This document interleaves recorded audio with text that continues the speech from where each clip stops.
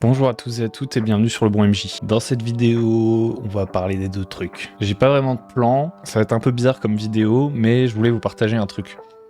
En gros, là, récemment, vous avez vu différentes vidéos, par exemple, où je parlais de Tokyo Otherscape, de la campagne de Calgorn sur les Vikings, etc. Il y a des vidéos qui viennent, qui vont encore parler de Calgorn, mais en fait, j'ai décidé d'arrêter la campagne de Calgorn. Je vous explique pourquoi, il y a deux raisons. On est dimanche, il va être bientôt minuit, j'ai bu 50 cafés, et là, pendant 3-4 jours, j'ai fait que réfléchir à comment faire une Shadow March numéro 3. En fait, l'année dernière, avec Shadow Dark et toutes les parties qu'il y a eu, j'ai vraiment joué énormément à Shadow Dark, et c'était vraiment le renouveau du jeu de rôle pour moi. Et le jeu de rôle, c'est mon obsession, c'est ma passion, donc pour moi, c'était vraiment trop cool. La Shadow March qu'on a faite avec les 4 joueurs l'année dernière, c'était vraiment le Graal du jeu de rôle que depuis quelques années pour moi. Alors j'ai fait plein de parties super cool, mais vraiment je me disais, là j'ai vraiment trouvé un truc que je surkiffe, cette manière de préparer, ce bac à sable, Shadow Dark, tout ça. Le truc c'est qu'au bout d'un moment, bah voilà, j'étais un peu en overdose, donc je me suis dit, vas-y, il faut arrêter, on va faire d'autres jeux de rôle et tout. Mais en fait, j'ai déjà envie de refaire une Shadow March. Donc ça, c'est la première raison qui m'a fait arrêter la campagne de Calgorn. La seconde raison qui m'a fait arrêter la campagne de Calgorn, c'est que cette campagne, je la sentais plus, en fait, tout simplement. C'est marrant parce que mon schéma habituel, entre guillemets, bah, c'est mini-campagne, en fait. Moi, j'aime bien faire des expériences assez courtes. À un moment donné, j'ai envie de jouer à un truc. Genre là, j'avais envie de jouer à un truc de viking et je me suis dit, bah, on lance un truc de viking. Paf, paf, paf, on se lance. Je réfléchis pas très longtemps. On joue, c'est assez cool. En plus, je joue avec des nouveaux joueurs et c'est toujours cool de rencontrer des nouveaux joueurs. On a passé de bonnes parties ensemble avec des débriefs et tout. À chaque fois, on apprend plein de trucs et tout. C'est super cool. Mais en fait, c'est comme des petites étincelles, quoi. Et genre, au bout d'un moment, la campagne, bah, je sais pas, je me sens enfermé dans le thème. Elle m'est pas assez personnelle, en fait. Je sais pas comment dire. Alors que si je compare ça avec la Shadow March, la manière dont j'avais fait la Shadow March et tout, j'avais vraiment mis de moi dans le truc. Et là, à la fin des 7 parties qu'on a faites sur Calgorn, où on est arrivé à peu près à la conclusion d'une sorte de petite histoire, quoi. Bah, j'avais dit aux joueurs, et vous le verrez dans la prochaine vidéo qui parlera de Calgorn, on avait commencé à préparer la suite et tout. Et puis 2 jours plus tard, je commence à me dire, est-ce que j'ai envie de jouer la suite de Calgorn ? J'ai expérimenté des trucs. Ils ont, par exemple, joué des personnages autres que les leurs. On a testé de bricoler Tokyo Otherscape pour faire un truc un peu médiéval. On a fait plein de trucs cool, des expérimentations, mais ces expérimentations, en fait, je sais pas comment dire, elles me suffisaient pas par rapport à ce que ça me procurait la Shadow March. Je sais pas comment mieux dire ça, c'est un peu personnel, je sais. C'est étrange. En fait, quand on s'est dit, ouais, acte 2 et tout, je sais pas. Genre, ça m'inspirait plus. Pourtant, genre, les joueurs étaient très sympas. Je pense qu'on s'est bien marré. Ils voulaient continuer, donc je pense qu'ils ont kiffé aussi. Mais je savais que si je faisais la suite, je viendrais. J'avais plus le feu sacré, quoi. Donc je leur ai dit. On arrête. Parce qu'en plus, à côté, je me disais, c'est un peu con parce que là, c'est de la bricole en plus, le truc Otherscape. Si j'ai envie de faire de la fantasy, etc., avec ce système, je pense que je vais attendre Legends in the Mist dans 1 an et j'essaierai peut-être de lancer un truc. Je sais pas si je vais kiffer en fait. Vous voyez, le truc de Otherscape, il y a une sorte de hype, découvrir le système, le tester et tout, mais ça bat pas mon Shadow Dark en fait. C'est aussi simple que ça. Ça bat pas Shadow Dark. Shadow Dark, en fait, ça m'inspire tellement, beaucoup plus. C'est-à-dire que Shadow Dark, j'ai envie de le homebrew, j'ai envie de le jouer de plein de manières différentes, j'ai envie de faire plein de trucs avec. C'est un jeu, hein, c'est débile, c'est un livre, mais je sais pas. Ça n'a pas réussi à l'égaler en termes de plaisir de jeu. Donc, voilà, je me suis dit... Avant de dire ça aux joueurs, je me suis dit, attends, tu leur as dit qu'on allait continuer à jouer et tout, tu pourrais pas leur proposer de continuer Calgorn en Shadow Dark, etc. Mais en fait, c'était trop tard, quoi. L'expérience était déjà trop biaisée pour moi, et j'avais pas envie de la retransformer, etc. et tout. Et puis en plus, il y a un autre truc quand même qui est évident. J'avais envie de retrouver le groupe avec lequel j'ai joué la Shadow March de l'année dernière, en fait. Et donc, parce que, je sais pas, genre, il y avait un feeling de fou, quoi. Genre, on s'amusait trop, le rendez-vous... à chaque fois et tout, j'étais en mode, je veux retrouver la comté, Sam Gamgee. Je veux retrouver les hobbits. J'étais en mode... En fait, j'étais là, sur Olbir Rodeo, je supprime mes trucs de la Shadow March, la Shadow March précédente, et là, j'ai eu un vrai sentiment de nostalgie, alors que ça fait pas si longtemps que la campagne est finie, mais j'étais genre trop deg, alors je leur dis sur le Discord, ah là là, ça me brise le cœur de supprimer la Shadow March et tout. Et puis après, à chaque fois que je me connecte sur mon Legend Keeper là, où je prépare mes trucs et tout, je vois la côte lacérée, donc c'est la Shadow March, et je la vois à côté de Calgorn, donc là j'ai supprimé Calgorn, et je la vois à côté de mon autre truc, et je me dis, j'ai envie d'y retourner, j'ai envie de retourner dans la comté. J'avais une sorte de nostalgie débile pour l'expérience que ça avait été. Et en fait, bon, je sais que je pourrais pas la reproduire, mais je me suis dit, c'est tout. Il faut faire la Shadow March numéro 3, et donc j'ai envoyé des messages, et je me suis mis à me buter sur la préparation de la Shadow March numéro 3. Alors pour l'instant, il y a vraiment pas grand-chose. C'est très esthétique ce que j'ai préparé. Je me suis mis à faire ça, quoi. Je me suis mis à faire ça, et puis j'ai contacté les joueurs de la Shadow March précédente, et je leur ai dit, est-ce que vous voulez refaire ça ? Et apparemment, ils sont chauds. Alors bon, entre-temps, chacun a peut-être changé d'emploi du temps. En plus, moi, le mercredi, j'ai Tokyo Otherscape. Donc je sais pas si ça va être facile de reformer le groupe, mais c'est l'objectif. Le truc, c'est que je me suis dit, et ça, c'est important, c'est attention, ça sera pas la même campagne. Ce sera pas la même campagne. Il faut qu'il y ait un truc qui change. Ça ne pourra pas être la même chose. Faut pas verser que dans la nostalgie. Qu'est-ce que j'ai envie de faire ? Qu'est-ce que j'ai envie de faire ? Et donc je vais vous montrer un peu. Il y aura peut-être des fautes d'orthographe, de conjugaison et tout ça. Et voilà, je me suis amusé à faire un document pour la Shadow March numéro 3. Pour vous expliquer un peu le mindset dans lequel j'étais aussi en préparant la Shadow March numéro 3, j'écoutais plein de Dungeon Synth, des versions lo-fi de Zelda, des trucs comme ça. Je me suis mis à regarder des chaînes de piano où les mecs qui jouent les musiques de Miyazaki, les musiques de Ghibli et tout. Enfin, que des trucs un peu oniriques qui me font vachement voyager et qui me provoquent d'ailleurs de la nostalgie quand je les regarde. C'est des trucs que je kiffe. Et donc je me suis dit, c'est ça en fait le truc qui m'a donné envie de refaire la Shadow March. Donc je sais pas, j'ai suivi mon instinct là, et puis je me suis dit c'est reparti. Et donc je me suis fait un petit document de préparation de campagne. Alors j'ai réfléchi à des nouvelles mécaniques et tout. D'ailleurs dans des vidéos qui vont venir là bientôt, vous me verrez en train d'y réfléchir. Là il y a vraiment la chronologie n'est plus du tout la bonne. Hein. C'est-à-dire que ce que j'enregistre en ce moment même, je l'enregistre après toutes les vidéos, les 4 prochaines vidéos de la chaîne en gros. Parce qu'entre temps j'ai aussi testé Dragonbane. Je me disais bon si tu veux refaire une Shadow March, peut-être tu peux quand même changer de système parce qu'il y avait des trucs qui te plaisaient pas dans ta manière de faire la Shadow March avant, des trucs qui te manquaient. Donc j'ai testé Dragonbane, j'ai testé Daggerheart là aussi. En fait, non, je reviens à Shadow Dark et je le transforme. Donc vous allez voir dans des vidéos qui viennent. Je vais vous présenter un peu le concept vite fait. Donc Shadow March numéro 3, je me suis dit, première chose, je veux refaire un bac à sable, mais je veux qu'il soit beaucoup plus concentré. Et je veux aussi qu'il soit beaucoup moins politique, complexe, qu'en gros, un des trucs qui m'avait pas plu qui m'avait pas plu, ça m'a plu, mais je me dis que ça avait ses défauts. Même si c'était une feature, hein. Mais un truc que j'avais pas trop kiffé dans la Shadow March, c'était que j'avais préparé, on va dire, un méga plot. Un méga plot, ce qui faisait que, au travers des 3 actes et donc des 27-28 sessions, bah en fait, on suivait toujours ce truc. Et quand on changeait d'acte, on pouvait avoir le sentiment de pas être arrivé au bout de quelque chose, que les mystères s'étendaient pendant trop longtemps, que au bout que les séances en soi n'étaient pas assez autosuffisantes. C'était vraiment un long voyage, on va dire. Et à la fin, en fait, il y avait un tel niveau de complexité. Genre, quand ils sont arrivés à Pagor, il y avait 1 milliard de factions, c'était un peu débile. Et en plus, ça faisait que les joueurs, en fait, ils se mettaient un petit peu sur une sorte de quête principale, je sais pas comment dire, et que petit à petit, on perdait le côté bac à sable. Et moi, en fait, j'ai envie de garder le côté bac à sable au maximum. Et donc, ce que je me suis dit, c'est déjà que, le principe de la campagne, c'est une région à explorer, un chapitre. C'est-à-dire que je vais préparer les actes sans penser à un méga plot. Chaque acte, chaque chapitre est autosuffisant. Donc je crée une zone à explorer avec des factions, des donjons et tout. Mais elle est moins grande, elle est moins pensée dans une sorte de méga écosystème. Quand on pense avoir terminé d'explorer cette zone et résolu la plupart des problèmes qu'on a trouvés dans cette zone, etc., eh ben, on fait une méga ellipse, entre guillemets, et on va dans une nouvelle zone, et c'est un nouveau truc, un peu plus comme une chronique, quelque chose comme ça.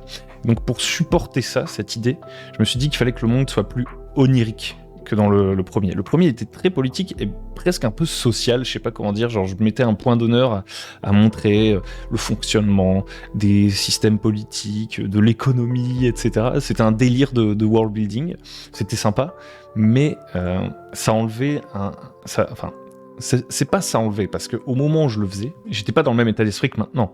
J'étais en mode, ouais, j'ai envie de faire un monde ultra cohérent, avec plein de systèmes et de sous-systèmes, de lui, c'est le chef de machin et le bidule, très très porté intrigue. Donc en fait, à ce moment-là, c'est ce que je voulais faire. Mais là, maintenant, j'ai envie d'aller plus vers un truc plus onirique, plus aventure, plus bizarre, plus héroïque aussi. Et donc, je me suis dit que j'allais faire un univers onirique. C'est-à-dire que je réfléchis pas à des continents qui font du commerce entre eux, je sais pas quoi. À chaque fois, je crée une région avec son ambiance, ses thèmes, ses factions. D'un acte à un autre, quand on change de région, bah c'est peut-être par un portail. Et on cherche pas à expliquer pourquoi. Un truc un peu bizarre, vous voyez. Sans partir dans le ultra loufoque non plus. Genre, mon but, c'est pas de mettre des aliens, enfin de tout mélanger avec des robots, des trucs futuristes et tout. Peut-être que quand on va aller dans une nouvelle région, oui, là, les codes vont vraiment changer et il y aura plein de robots. Peut-être. Mais dans une même région, j'ai envie qu'elle ait un peu son propre thème, vous voyez.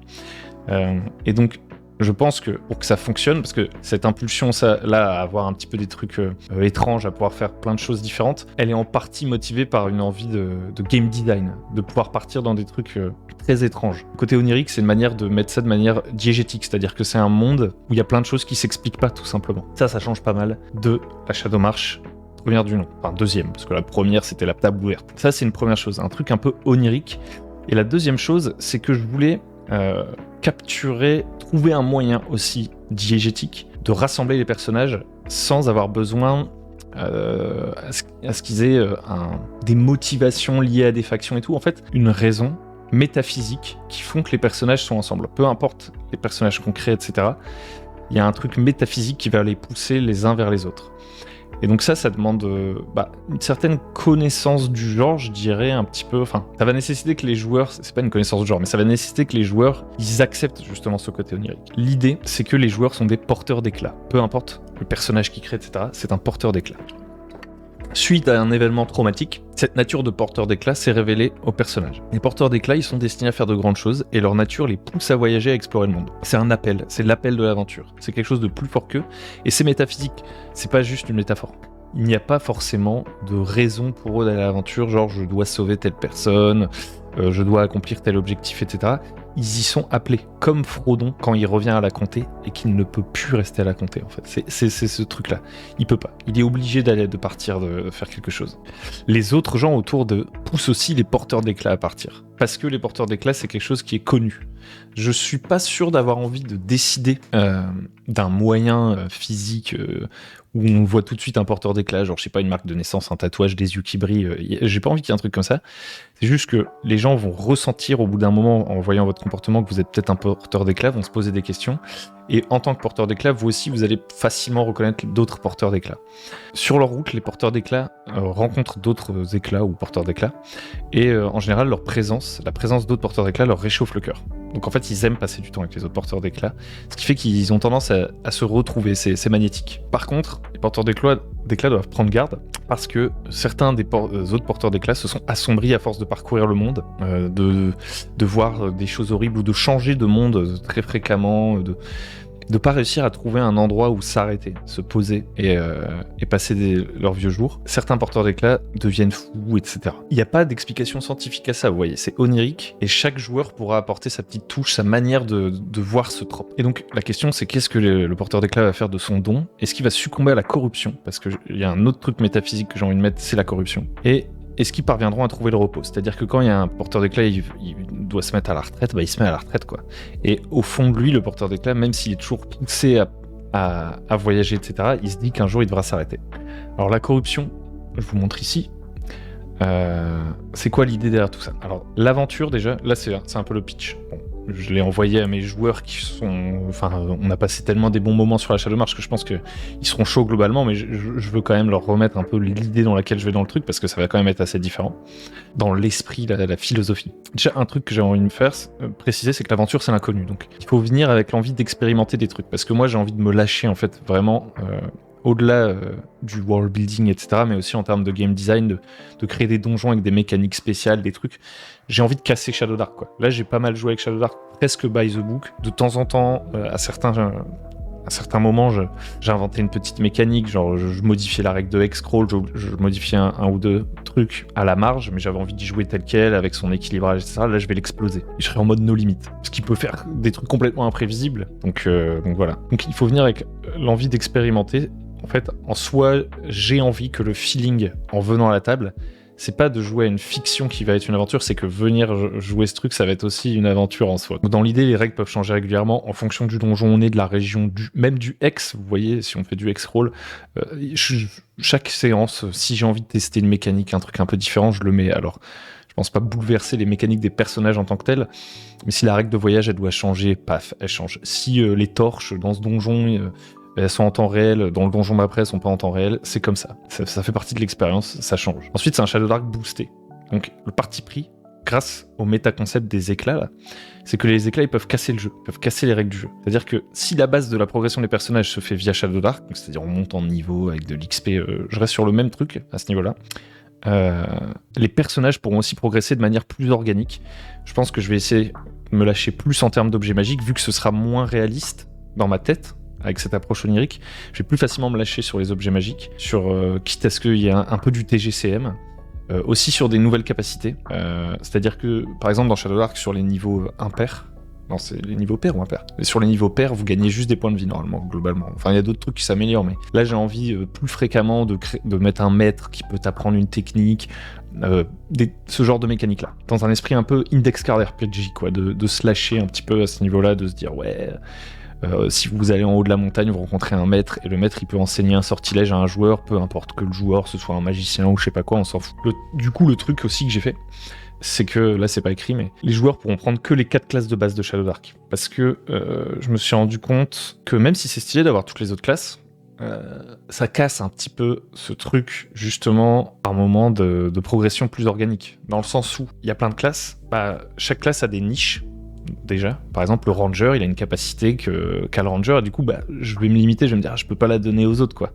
Là, en fait, je pense que je vais me servir de toutes les autres classes, là, comme inspiration pour des capacités que pourraient gagner les PJ. Donc, c'est-à-dire que les PJ, ils peuvent devenir plus forts que des PJ de Shadow Dark normal, hein. Ça, c'est une certitude, c'est un parti pris, puisqu'ils vont avoir leur capacité de classe, mais en plus, ils pourront aller piocher dans les capacités des autres classes. Alors pas quand ils veulent, etc., mais en progressant entre les parties pour me dire j'aimerais bien que mon perso il ait de nouvelles capacités, j'en sais rien, ou moi je mettrai des trucs dans l'univers où ils pourront obtenir ces nouvelles capacités.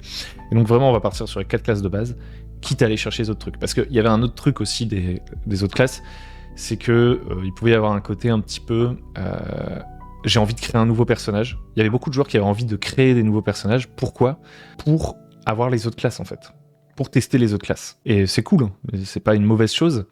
Et je me dis, c'est dommage, entre guillemets, qu'ils puissent pas plutôt, gagner des trucs et garder le même personnage, je me dis. Et puis aussi, ça faisait des trucs bizarres, quoi. Genre, on se retrouve avec, c'est un viking, un chevalier des ténèbres, un magicien et un druide elfique qui sont dans une taverne. Vous voyez, je sais pas comment dire. Je trouvais que ça rendait le truc gonzo, mais pas dans le sens que je voulais, quoi. Parce qu'en fait, justement, dans la Shadow March précédente, j'avais pas envie que ce soit trop gonzo, j'avais plus ce souci du réalisme, et donc ça cassait ce réalisme. Là, j'avoue qu'ici, ça me dérangerait moins, d'une certaine manière. En fait, le fait de choisir des classes de vikings, par exemple, c'est tellement connoté, teinté, qu'en fait, et un joueur le faisait remarquer, vu que là, on se remettait à discuter sur le Discord de la campagne précédente et tout, faisait remarquer que du coup, nos classes définissaient beaucoup nos personnages, plus que finalement le personnage se définissait, enfin... Je sais pas comment dire. C'est pas gênant, c'est un archétype fort, ça permet de créer des personnages rapidement, mais ça vient avec ses contraintes aussi, quoi. Donc en fait, il y a différentes manières d'approcher le truc. Alors j'aurais pu partir sur un système classless, genre jouer à Knave ou je sais pas quoi, mais non, je veux rester sur Shadow Dark, en fait, je kiffe trop. J'ai plein de sorts, j'aime bien les mécaniques, en fait. Donc j'ai pas envie de partir sur les mécaniques d'autres trucs. Par exemple, j'ai pas envie, vous voyez, dans Knave, les sorts, c'est des objets qui prennent de la place. Enfin, il y a plein de mécaniques comme ça, alors je peux faire une sorte de mix. Mais voilà, je préfère en fait partir sur une base Shadow Dark et la transformer. Ensuite, c'est aussi un Shadow Dark corrompu. C'est-à-dire qu'il y a une mécanique de corruption dont je vais vous parler dans une vidéo qui va bientôt arriver. Je vais pas m'étendre ici. Et en gros, la corruption, c'est le liant un petit peu entre tous les mondes dans lesquels on pourrait jouer. Parce que ce monde est fracturé, tout est possible, mais il y a un truc qui relie tous les mondes et tout, c'est la méta-règle du fait que le pouvoir soit corrupteur. En fait, les thèmes que je veux mettre, c'est l'aventure et l'exploration, le pouvoir corrompt, le monde est étrange et le monde est fracturé. On voyage par bateau, par des portails, en traversant un long désert, etc. On peut arriver dans des endroits complètement différents. Il y a comme des sortes d'îlots de réalité qui sont éloignés par toutes sortes de trucs. Est-ce que c'est différents plans? Est-ce que c'est juste différents continents, différents mondes? Est-ce qu'on est dans les rêves d'un dragon? Honnêtement, je m'en fiche. Ça va relever plutôt du domaine de la croyance. J'ai pas envie d'y réfléchir maintenant, parce que sinon je vais retourner dans mon réalisme. Et je veux garder mon côté onirique, je ne veux pas expliquer tout ça. Par contre, dans tous ces mondes, il y a une chose qui est sûre, c'est qu'il y a des éclats, là, les fameux, et puis il y a la corruption. La corruption, lorsqu'on va utiliser de la magie ou faire d'autres choses dont on va parler. En termes d'esthétique, voilà, j'avais envie de partir dans ce délire un peu vieux jeu vidéo. Ça veut pas dire que le monde est un jeu vidéo en soi, mais on accepte que ce soit un peu ça l'esthétique. C'est pour ça que j'ai mis des images pixelisées volontairement. Vous allez voir aussi que la map du monde est un peu particulière, du premier monde, du premier chapitre que j'ai envie de faire. Ensuite, voilà, univers onirique et gonzo, et j'ai envie qu'il y ait un contraste entre les petits halos de lumière, les petits villages, les villes, etc., et le reste du monde qui est vraiment sauvage, la corruption et tout. J'ai pas envie d'enjeux géopolitiques énormes et tout. Et les gens du quotidien, qui sont pas des éclats, vont pas se questionner plus que ça d'ailleurs. Alors, je pense que les éclats seront pas forcément rares, les PJ pourront peut-être croiser d'autres éclats, etc. Ça, honnêtement, je sais pas encore. Peut-être que le magicien qui sert le roi, c'est un éclat. Peut-être que le roi, la lignée royale, ce sont des éclats. Un truc comme ça. On verra. Et en gros, dans chaque monde, les gens qui vivent dans ces mondes séparés et fracturés, oniriques, ils se questionnent pas forcément trop sur les autres mondes d'à côté. C'est pas leur truc. La plupart des gens sont dans leur quotidien, quoi. Dans leur petit monde. Donc après, en termes d'inspiration, voilà, je me suis fait une liste. Donc il y avait les musiques Dungeon Seed que j'écoutais, là, des musiques de jeux vidéo. Il y a Into the Weird and Wild, il y a Symbaroum, Studio Ghibli, Index Card RPG pour le côté on gagne des capacités, on en perd, notre personnage change un peu mécaniquement, tout ça. Il y a Nave 2ème édition. Il y a Dragonbane auquel j'ai joué récemment, où j'ai trouvé quelques petites inspirations. En fait, je dirais notamment dans sa simplicité en fait. Dragonbane, il m'inspire pas vraiment pour l'onirique, la corruption, tout ça, mais juste dans son côté. Voilà un jeu. Il y a des démons et des dragons qui sont tapés il y a je sais pas combien de temps. Les empires se sont effondrés. On joue. Et en fait, je me suis dit, c'est ça que j'ai envie de retrouver un petit peu plus dans cette Shadowmarch, là où dans la Shadowmarch précédente, j'avais tout de suite réfléchi à une cosmologie, à plein de factions liées entre elles, des époques et tout. Enfin, là, j'ai envie qu'on soit beaucoup plus dans le moment. Et bien sûr, peut-être qu'il y aura des intrigues qui vont émerger. Peut-être qu'à un moment donné, il y aura un chapitre, je voudrais créer un endroit où c'est plus complexe politiquement et tout. Genre, je sais pas, on arrive à un endroit et c'est genre Ambre. Vous voyez, on est dans une cité volante. Et là, il y a des conflits de familles nobles, etc. Mais je veux pas relier tout ça. Peut-être qu'à la fin, il y aura un métaplot qui va se révéler, genre en mode pourquoi ce monde est onirique et fracturé, est-ce qu'on peut le rassembler, est-ce que c'est une bonne idée, etc. Je sais pas. Mais c'est pas la question de départ. Un autre truc qui m'a inspiré, sans que je m'en rende compte, mais c'est un joueur qui l'a souligné aussi, c'est Fable. Parce que cette idée que les héros soient prédestinés, dans Fable, il y a une guilde des héros. Les héros, ils naissent pour devenir des héros, en fait, et ils sont formés à la guilde, ensuite ils travaillent ensemble. Cette idée très très loufoque, c'est un peu lié à mon idée d'éclat, là. Alors moi, j'ai pas envie forcément qu'il y ait une institution, tout ça, de base, mais ce qui est sûr, c'est que par nature, il y a des gens qui sont amenés à devenir aventuriers. C'est c'est pas dans leur sang, c'est pas dans leur gène, c'est pas ça, c'est dans leur nature profonde. Il y a un truc spirituel qui ne s'explique pas. Ensuite, il y a The Dark Crystal, qui m'inspire toujours dans sa simplicité, avec ce côté, justement, on a des endroits un peu mignons, lumineux et tout, et à côté des trucs affreux. Ce côté enfantin mais qui est quand même trash par moment, j'adore. Ensuite il y a Elden Ring, pour le côté pareil, un peu over the top, on est dans des endroits où on est tout seul, etc. Et on est un peu destiné à faire un truc de ouf, je sais pas comment dire. Alors Elden Ring, évidemment, si vous y mettez une ville avec des PNJ, ça va casser, c'est plus Elden Ring, mais bon là c'est une inspiration. Donc il y aura des endroits civilisés, mais à d'autres endroits on verra peut-être des trucs super étranges. Ensuite il y a Legends in the Mist. Le truc qui m'a fait me dire aussi, comme je disais, que je voulais arrêter la campagne de Calgorn, c'est que je me disais, un peu dommage, enfin, j'ai peur de me gâcher Legend in the Mist quand il arrivera, en essayant de bricoler avant un truc. Legend in the Mist me hype, mais je vais attendre son arrivée. Puis ensuite, il y a The Lord of the Ring pour le côté le pouvoir corrompt globalement. D'ailleurs, je profite pour faire une petite pause. Ce qui est sympa avec la fin de la campagne de Calgorn, c'est que tous les joueurs, ils étaient chauds pour continuer. Moi, j'avais envie de retrouver autre chose, mais j'ai passé un très bon moment avec eux. Et comme le créneau du jeudi s'est libéré, moi je leur ai tout de suite dit, sans rancune en plus, moi je suis chaud si vous avez, parce que ils sont tous MJ, plus ou moins, enfin pas plus ou moins, ils sont tous MJ. mais on va dire ils ont tous plus ou moins d'expérience. Je leur ai dit en vrai, pour l'instant le jeudi du coup j'ai rien vu que c'était Calgorn. Et go, si vous avez un truc, moi je suis chaud pour être joueur en ce moment, donc let's go et on va rejouer ensemble en attendant que moi je prépare la Shadow March. Je sais pas si ça reviendra prendre le créneau du jeudi, mais j'étais en mode go faire des trucs quoi. Et après je reprends sur la Shadow March. Mais ça, moi c'est tellement important pour moi le jeu de rôle que ça me fait mal quoi, genre de dire à des gens.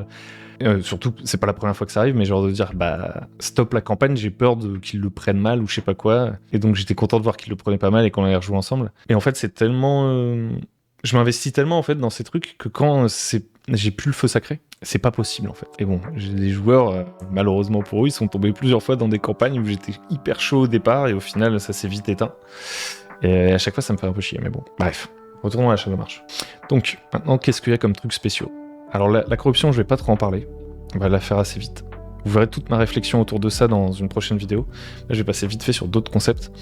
Donc le premier truc, c'est que les joueurs jettent un des 20 et ça leur donne, entre guillemets, le traumatisme, le truc bizarre qui a fait qu'ils sont devenus un éclat. Donc ça va au classique, une force maléfique a tué toute votre famille. Donc là, je me suis servi de ChatGPT pour avoir des idées. Il y en a quelques-unes que j'ai créées parce qu'ils me donnaient des trucs genre vous êtes un vampire, un loup-garou et tout. Ça colle pas à ce que j'ai envie de faire. Par exemple, vous êtes réveillé dans votre tombe, ça c'est moi qui l'ai mis. Vous êtes le résultat d'une expérience magique et vous vous êtes échappé de la tour dans laquelle vous étiez détenu, c'est moi qui l'ai mis, mais il y en a d'autres là, c'est ChatGPT. Donc en gros, c'est un élément déclencheur. Alors après, les joueurs ils peuvent choisir, mais c'est un truc bizarre, un truc qui fait que un peu over the top.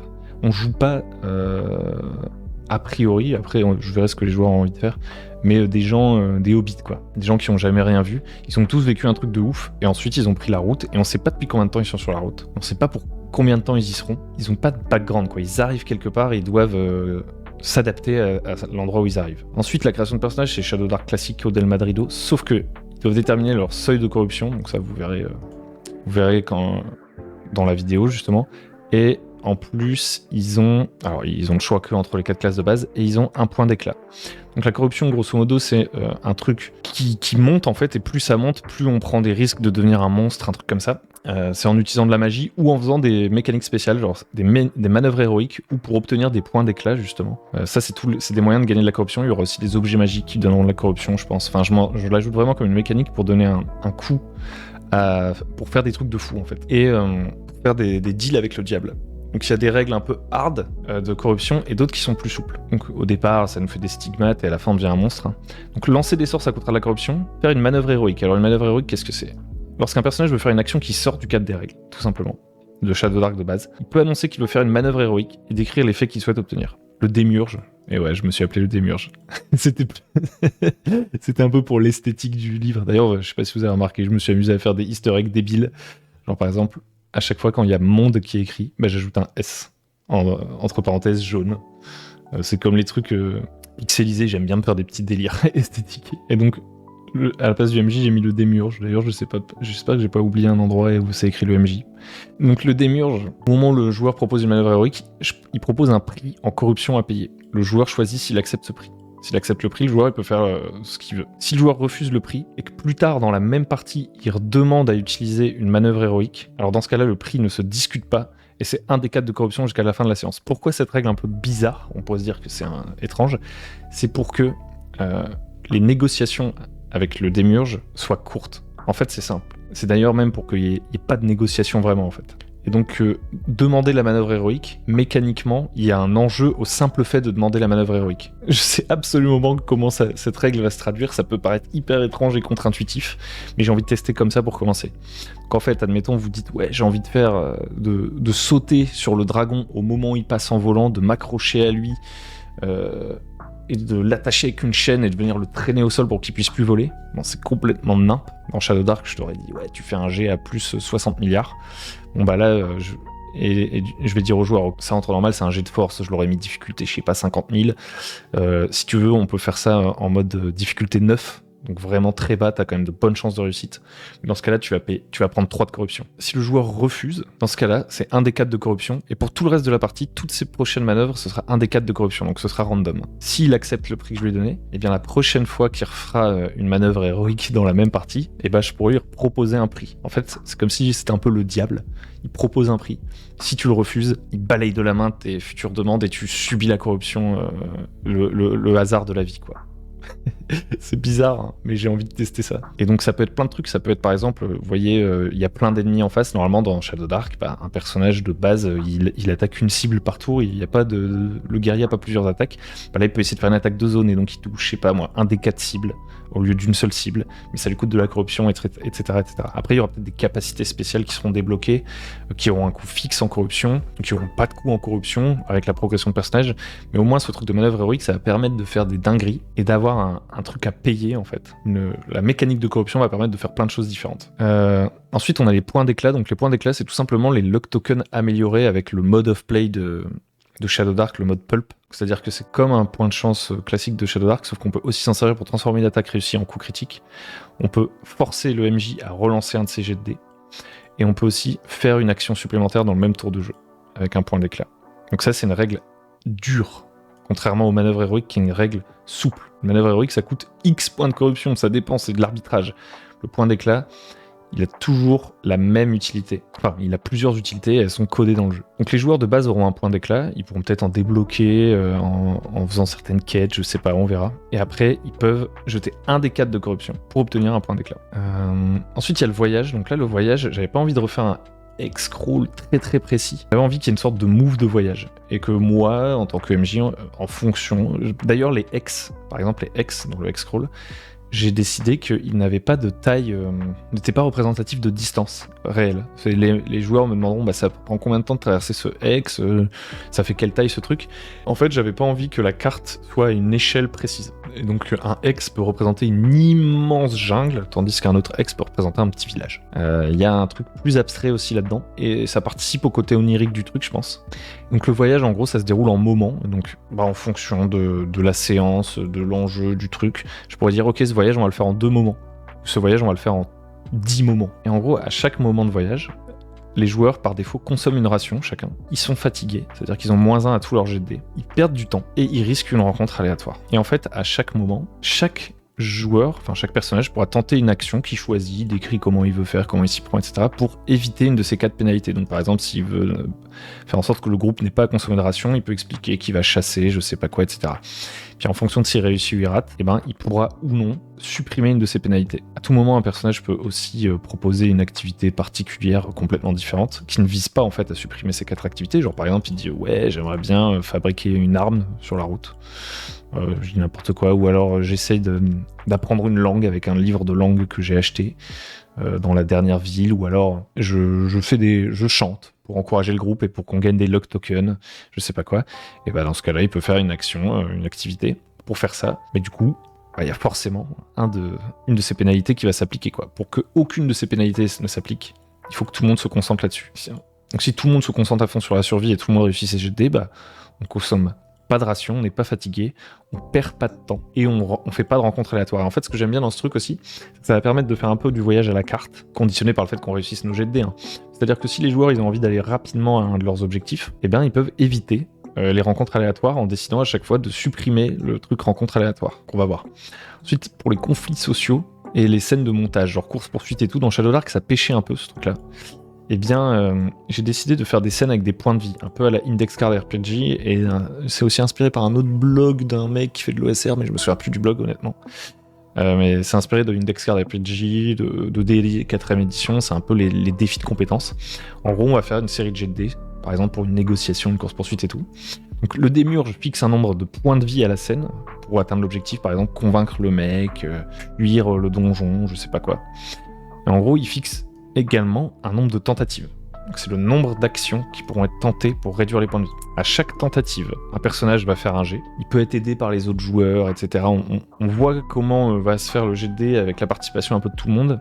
Une fois qu'on a bien discuté de tout ça, que peut-être la scène tout simplement a été jouée en roleplay un peu fluide, si c'est une négociation, j'en sais rien.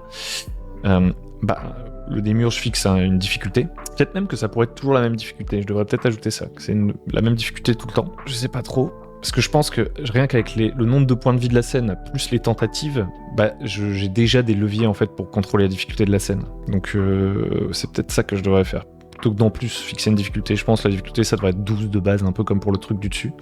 On fait une tentative, donc on fait un jet de caractéristiques appropriées. Paf, si on réussit, on peut infliger un des 4 plus le modificateur de la caractéristique, point de dégâts au point de vie de la scène. Si la scène tombe à 0 point de vie avant que toutes les tentatives aient été utilisées, la scène est réussie tout simplement. Et après, voilà, chaque scène peut avoir ses petites règles spéciales. Je sais même pas pourquoi je le précise, parce que c'est écrit ici que c'est un principe de la campagne, que les règles pourraient changer à plein de moments et tout, c'est le deal.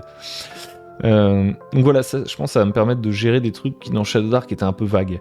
Si par exemple j'ai envie de faire un combat de masse, si j'ai envie de faire une scène un peu différemment, bah, je pense qu'avec ça je vais pouvoir bricoler quelque chose. Un combat un peu cinématique et tout. Repos. Les porteurs d'éclats récupèrent plus vite que la moyenne, donc ça j'aime bien, parce que maintenant que les joueurs sont des porteurs d'éclats, bah, on a un moyen de justifier un petit peu de manière diégétique qui récupère des points de vie assez vite, quoi.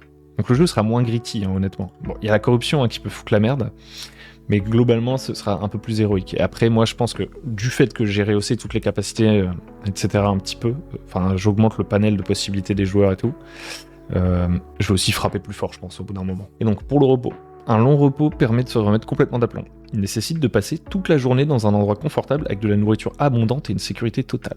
Donc là on regagne tous les sorts, tout. On perd toute notre corruption temporaire. On perd pas les tiers de corruption qu'on a atteint, mais on peut réduire notre corruption temporaire, bref. Un repos court, par contre, c'est juste une nuit de sommeil, le ventre plein, c'est le classique repos de D&D, quoi. Enfin, de Shadow Dark. Ça permet de récupérer niveau fois dé de vie fois plus bonus de constitution point de vie. Ça permet également de diminuer la moitié de la corruption. Donc si par exemple j'étais à 8 de corruption, je passe à 4. Et si pendant la journée suivante, je n'augmente pas du tout ma corruption, j'arrive à 0. Si par contre je réutilise ne serait-ce qu'un point de corruption, donc j'arrive à 5 de corruption, à mon prochain repos court, je vais passer à 2 de corruption, parce que je vais réduire de moitié, arrondi à l'inférieur. Donc en fait, pour vraiment me nettoyer complètement de la corruption, il faut que je me repose, puis que je passe une journée sans faire appel à la corruption. Lorsqu'on fait un échec critique sur un jet de lancer de sort, il y a une catastrophe magique, peu importe la classe. Je trouvais que j'avais pas envie de jouer le truc de la penance des prêtres. J'ai envie que les prêtres ils aient les catastrophes magiques comme les magiciens. Et donc voilà, j'ai mis ça. Et voilà. Alors un dernier truc que j'aurais dû noter quelque part, c'est que pour les points de vie à la montée de niveau, je pense faire qu'on rejette tous nos dés de vie. Ce qui va permettre de lisser le nombre de points de vie des personnages et de faire en sorte que si on a eu par exemple au niveau 1 un très mauvais jet sur le dé de vie, ça évite que par exemple on fasse très peu de chance quand on jette notre dé de vie et qu'au niveau 5 on ait très peu de points de vie. En fait de rejeter tous les dés de vie, ça permet de lisser. Et bien sûr, si notre résultat il est inférieur à nos points de vie actuels, on gagne qu'un point de vie. Mais mathématiquement, du coup, au bout d'un moment, on va quand même avoir globalement la moyenne des points de vie de notre classe. Donc voilà un petit peu mes idées pour l'instant, ça tient en 7 pages. Je vais vous montrer juste maintenant la map que je prévois de faire jouer pour le chapitre 1. J'espère honnêtement que tous les joueurs de la Shadow March précédente seront dispo et qu'on trouvera un créneau pour jouer toutes les semaines ensemble à nouveau, parce que voilà, je suis nostalgique. Et donc voilà, j'ai dans le parti pris onirique et un peu jeu vidéo old school, je me suis dit que j'allais faire une sorte de truc en X-Scroll mais en mode Catan, quoi, un peu en mode 3D presque. Donc je suis allé chercher sur itch.io, je crois que j'ai tapé X-Styles, quelque chose comme ça, je pourrais peut-être le retrouver. Je le mettrai dans la description si j'y pense, et sinon si ça vous intéresse vous me le rappellerez. Alors ça m'a coûté quand même cher, hein. Le mec il vend ses packs de trucs chers, mais bon moi je suis un débile donc j'ai tout pris.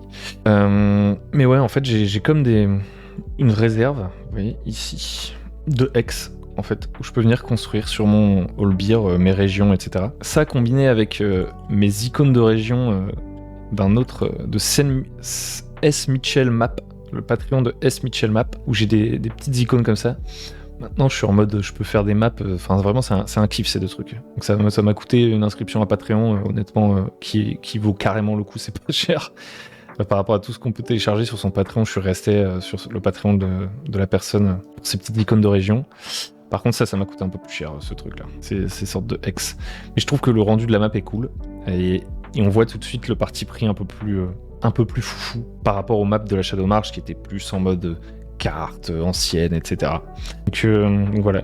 J'espère que je parviendrai à jouer avec tous mes anciens joueurs là, qui seront chauds aussi, parce que c'est quand même une proposition un petit peu différente en termes d'esthétique, que ça les tentera. Et si tout ça se fait bien, etc., je pense que je vous ferai un suivi, parce que ça aussi, ça me manquait un petit peu de faire un suivi de campagne, genre séance après séance. Je sais pas quand est-ce que ça va commencer. Je sais que si j'ouvre la porte de la Shadow March, ça va être énormément de préparation, mais c'était aussi un de mes kiffs avec la Shadow March, c'était de préparer beaucoup. Et donc, pour capitaliser sur cette énorme préparation, le fait de partager avec vous, ça permet de justifier un peu ce délire, quand même, de préparation. Je voulais vous partager ça, je vous tiendrai au courant de la suite. Si ça tombe, ça va pas se faire. Si ça tombe, ça va pas se faire. Si la vidéo vous a plu, n'hésitez pas à liker, à vous abonner, tout ça. Et puis moi, je vous tiens au jus.